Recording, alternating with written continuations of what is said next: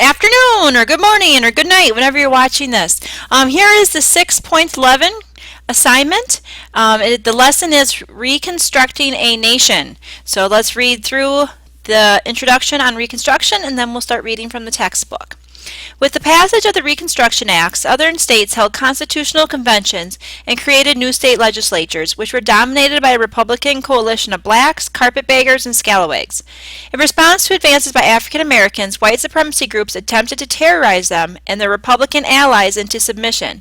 Eventually, Northern support for Reconstruction diminished, and Democrats regained control of Southern state governments. What effect would the resulting competition among Southern state governments, Congress, and the executive branch have on Reconstruction? Goals for this lesson. Describe the political and economic circumstances of former slaves in the early Reconstruction period. Recognize the goals and methods of the Ku Klux Klan and other white supremacist groups. Describe the Compromise of 1877 and its impact on the South. Don't forget to get your reading guide or lesson answer key from the Lesson Resources tab. And be following along with that or filling it in as we go through the reading. And we'll start on page 451. Johnson impeached. In February 1868, Johnson fired Edward Stanton, the Secretary of War, and an ally of the Radical Republicans. Stanton's dismissal gave congressional Republicans the excuse they needed to move against Johnson. The House of Representatives voted for the first time in American history to impeach a president. According to the Constitution, once a president has been impeached, formally accused of wrongdoing by the House, then the case must be tried by the Senate, where a two-thirds vote is needed to convict. If the president is found guilty of treason, bribery, or other high crimes and misdemeanors, then the Constitution gives Congress the power to remove him from office. Johnson's supporters argued the president had done no wrong. They argued that the Tenure of Office Act was unconstitutional. They noted that the Constitution does not require the president to seek congressional approval to remove an appointed official, and that presidents since George Washington had dismissed cabinet officers at will. They asserted the impeachment was a politically motivated act on the part of the Republicans. Johnson's accusers argued that the president had violated constitutional principles and the separation of powers. The president, charged Massachusetts Senator Charles Sumner, had transformed his veto power into a weapon of offense against Congress. Johnson said his opponents had tried to put himself above the law. Johnson's Senate trial lasted from March to May of 1868. On the advice of his lawyers, the president remained silent through the whole process, thus acquiring an uncharacteristic air of dignity. His opponents could not prove that any of his actions rose to the level of a convictable offense. In the end, Johnson was acquitted, found not guilty of the charges, but only by a single vote. Against their party's wishes, 7 Republicans voted for acquittal. They argued that if a president could be removed from office for political reasons and without evidence of wrongdoing, then the presidency itself could be controlled by whichever party controlled Congress, thus undermining the Constitution's separation of powers. Johnson survived impeachment partly by backing off his attempts to interfere with congressional Reconstruction. With the presidential election only a few months away, he was a lame duck with little real influence. But his narrow victory in the Senate had also worked against his fiercest enemies, the Radical Republicans. Life in the Reconstruction South. To anyone who had lived in the South before or during the Civil War, the contrast between past and present was perhaps most vivid in the determination of African Americans to exercise their newly won political rights. After the passage of the Reconstruction Acts, the Southern states held constitutional conventions, with blacks as well as whites voting for delegates. Many whites did not vote out of apathy or bitterness, but African Americans flocked to the polls in overwhelming numbers, usually in proportions approaching 90% of those eligible to vote. Over the course of Reconstruction, some 2,000 African Americans held public office. Southern blacks made their influence felt not only in state politics, but also at the national level. Between 1869 and 1880, 14 African Americans were elected to the House of Representatives and 2 to the Senate. Reliably Republican, African American voters helped elect former Union General Ulysses S. Grant to the presidency in 1868. The Republican Coalition. Supported by the newly enfranchised African Americans, the Republican Party dominated the political life of the South during Reconstruction. Allied with African Americans were 2 groups of white Republicans, whom Southern Democrats ridiculed as carpetbaggers and scalawags.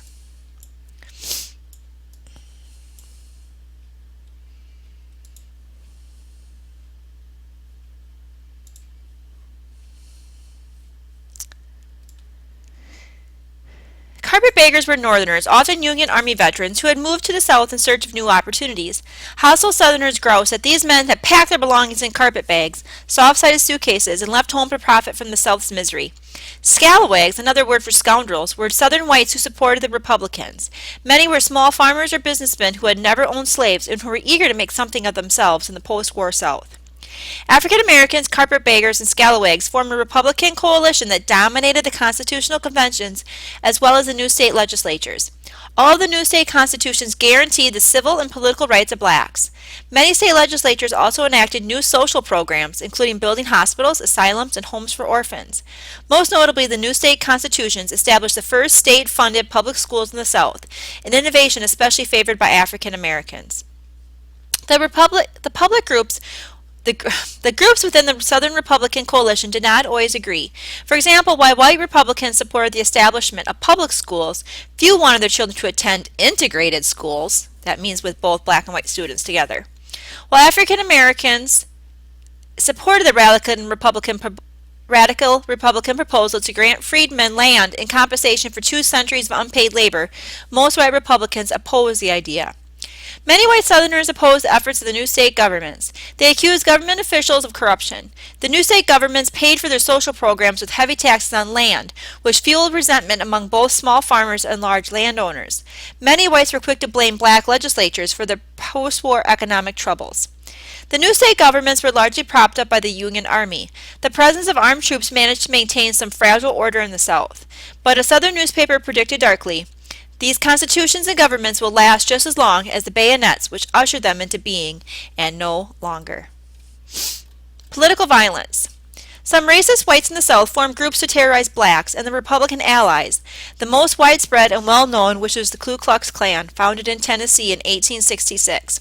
Klansmen generally wore disguises, often white robes and hoods. They sometimes told the victims they were the avenging ghosts of Confederate soldiers.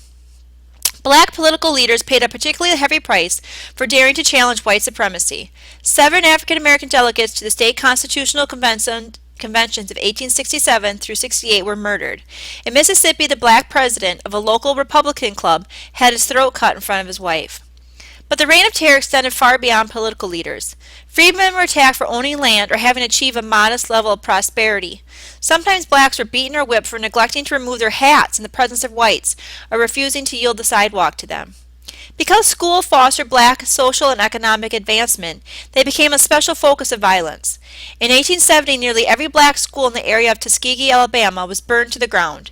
In Georgia, the Klan murdered an ex-slave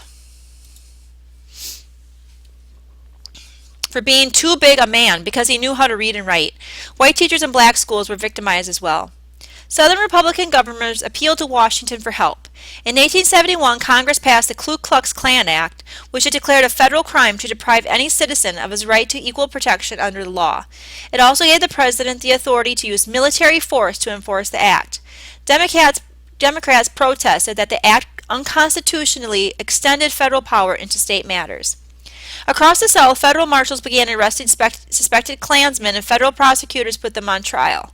In South Carolina, federal troops occupied 9 counties and arrested hundreds of Klansmen. While this federal intervention crippled the Klan and decreased racist violence for the time being, a troubling issue remained. The federal army could not remain in the South forever. Once the troops left, who would protect the rights of African Americans in the South? Here's a drawing here. Racist Southern whites organized groups to terrorize blacks. Pictured is an outburst of violence in Tennessee. Sharecroppers and the problem of poverty. For most African Americans in the Reconstruction South, their new political rights were not matched by economic opportunities. Throughout Reconstruction, Southern blacks continued to earn only about half as much as whites. In the agricultural South, black poverty was linked to landlessness.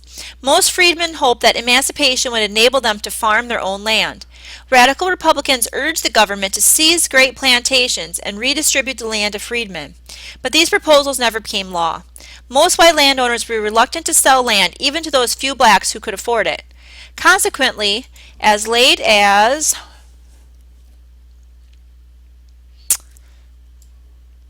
1880, only 1/5 of black farmers owned the land they worked.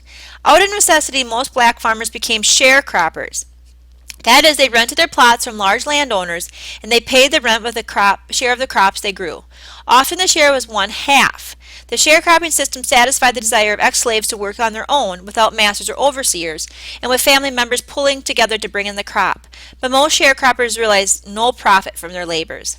Starting out with little money at best, most sharecroppers were forced to buy their supplies on credit from merchants who were often their landlords as well, and who charged high rates of interest.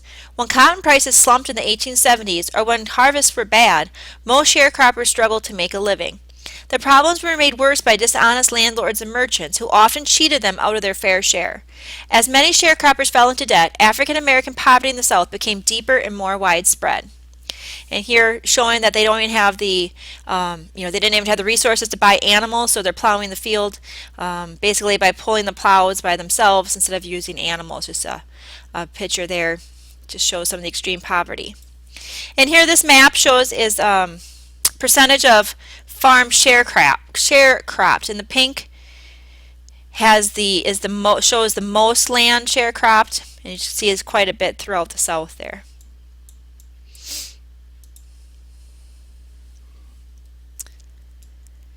National politics during Reconstruction. When Ulysses S. Grant, the former commander-in-chief of the Union Army, became president in 1868, the Republicans regained the White House. Grant said he hoped to heal the bitter divisions between North and South, black and white, Republican and Democrat. "Let's have peace," he said in accepting the presidential nomination. But political strife and division often marked his years as president. The 15th Amendment. 4 months after Grant's election, Congress passed the 15th Amendment to the Constitution, which declared that the right of citizens to the United States to vote should not be denied or abridged by the United States or any other state on account of race, color, or previous condition of servitude. The states ratified the amendment within a year. William Lloyd Garrison hailed the amendment as a wonderful, quiet, sudden transformation of 4 millions of human beings from the auction block to the ballot box. Remember, William Lloyd Garrison was a leading abolitionist before the Civil War. And after the Civil War, of course, he still was active for civil rights. Many women who had been active in the abolitionist movement were upset that the 15th Amendment provided only for universal male suffrage. For black and white women alike, it would take another half-century to achieve the right to vote. But in the context of the 1860s, the new amendment was a bold step. Just 8 years earlier, 4 million blacks had been slaves. Now all black men could run for office and vote. Scandal and division. Those who expected Grant to complete the work of Reconstruction were disappointed by his actions. Although in 1871 he sent federal troops to South Carolina to crush the Ku Klux Klan, for much of his time in office his attention was diverted by other matters, including frequent charges of corruption and scandal within his administration.